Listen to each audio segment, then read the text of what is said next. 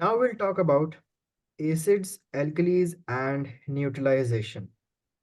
When acids are added to waters, they form positively charged hydrogen ions, and the presence of hydrogen ions is what makes a solution acidic. When alkalis are added to water, they form negative hydroxide ions, and the presence of the OH ions is what makes the aqueous solution an alkali. The pH scale is a numerical scale which is used to show how acidic or alkaline a solution is. In other words, it is a measure of amount of the ions present in the solution. अगर किसी solution में अगर किसी acid में H plus ion ज्यादा है वो strong acid होगा. अगर किसी एसिड में H प्लस आयन्स कम है वो वीक एसिड होगा. अगर किसी बेस में OH आयन ज्यादा है ज्यादा बेस होगा. अगर किसी बेस में OH आयन्स कम है तो वीक बेस होगा. Simple. Okay. Neutralization reaction occurs when a, acids react with an alkali. और मैंने बताया they form what? Salts and मेरे पास है कुछ नहीं, थोड़ा सा पहले हम वो आपको बेसिस में बात कर रहे थे। वो तब ऐसे स्ट्रांग होते तब ज़्यादा एच प्लस आयंस होते, और वीक होते वो तब लेस एच प्लस आयंस होते हैं। लेकिन अब क्या, मुझे समझ आ गया एसिड के बारे में, तब वो ज़्यादा एच प्लस आयंस होते तो वो स्ट्रांग होते और बेहतर डिजोल्व भी करते।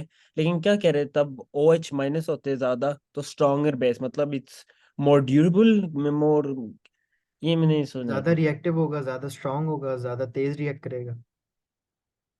ओके, यही है सिर्फ वो तेजी। बस ये ओ एसिड्स है. Okay okay. ये तो एसिड्स ये के बारे में स्ट्रॉन्गर, बताया. बॉन्ड भी स्ट्रॉन्गर होंगे कोई ऐसे? कौन से बॉन्ड्स? नहीं, ऐसे कोई तलब नहीं नहीं है? नहीं, बस नहीं। आयंस की बात की है तो बस आयंस तक रहे. ठीक ओके, तो ये रिएक्शन ही आसानी से होएगा मतलब? है जी. ओके, सही है।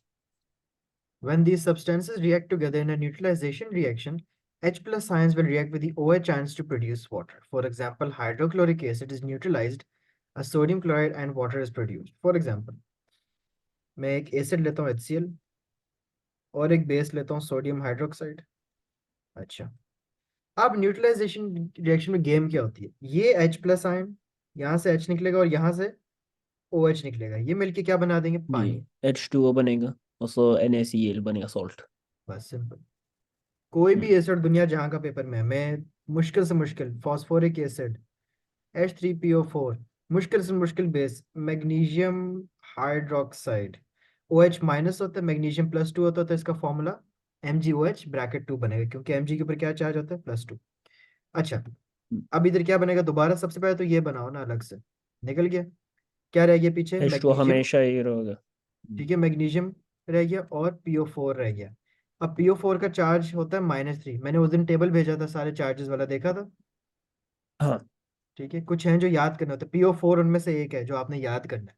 मैग्नीशियम का तो ग्रुप नंबर पता होता है पीरियोडिक टेबल से, ग्रुप 2 में. हाँ, टू। तो Mg बिल्कुल। +2 है, PO4 -3, तो क्या हो जाएगा? MgPO4 2. ठीक है. टू। हाँ, ये हमने सॉल्ट प्लस सही वाटर है। बना दिया.